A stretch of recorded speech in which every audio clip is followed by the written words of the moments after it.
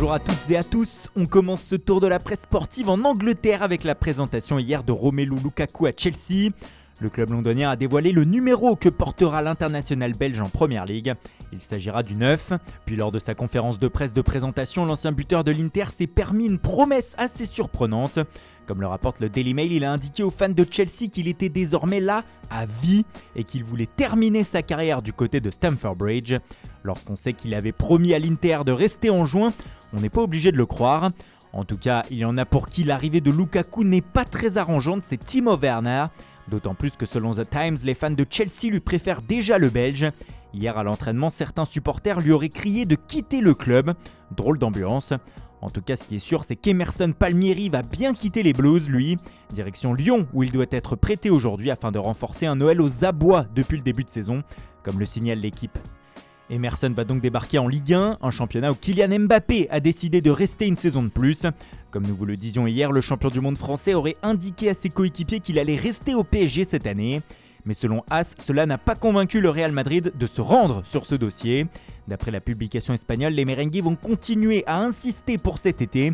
Et le message hier de Carlo Ancelotti indiquant que Cristiano Ronaldo n'allait pas revenir à Madrid tendait à montrer que l'objectif du club est bien Mbappé.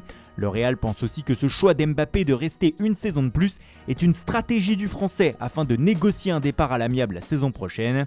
Bref, le Real y croit et selon la Gazzetta dello Sport a raison d'y croire car comme le titre le journal au papier rose ce matin, son entourage insiste là-dessus. Il veut aller au Real et ne prolongera pas. Il devrait donc être libre en juin 2022. Des appels du pied au Real qui se multiplient donc et même dans les deux sens. La preuve avec Tony Kroos hier. Dans un podcast, l'Allemand a lâché cette petite phrase qui fait la une de Marca.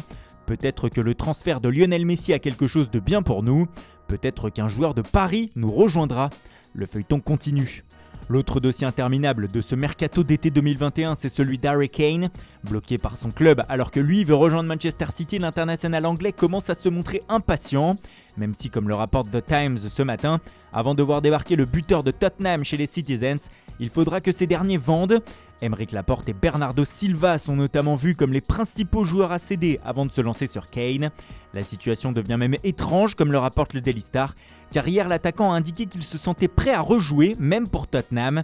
Mais son coach Nuno Espirito Santo ne l'a pas retenu pour le tour de Ligue Europa Conférence ce soir et s'interroge encore sur sa présence ce week-end en Première Ligue.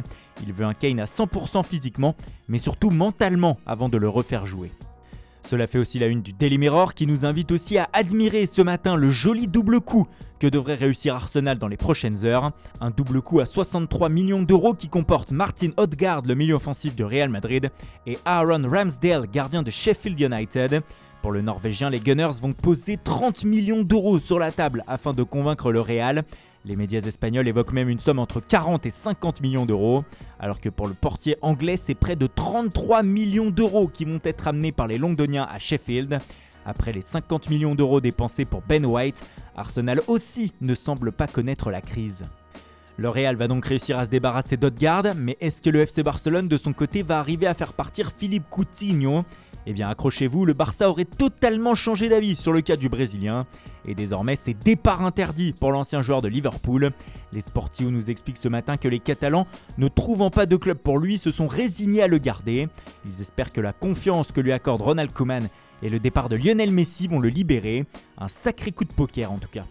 En revanche, il y en a un qui est poussé vers la sortie au FC Barcelone, c'est Ilaix Moriba. C'est la crise totale entre le club et le joueur selon Sport. Ses prétentions salariales sont trop élevées pour les Barcelonais. Il est donc mis en vente depuis quelques jours. Prix demandé 15 millions d'euros. Le Barça a déjà refusé une offre de 8 millions d'euros de la part de Leipzig. Mais une nouvelle fois, la situation financière du club joue des tours à Joan Laporta et à sa direction. Voilà, c'est tout pour ce matin. Merci pour votre fidélité. Bonne journée à tous.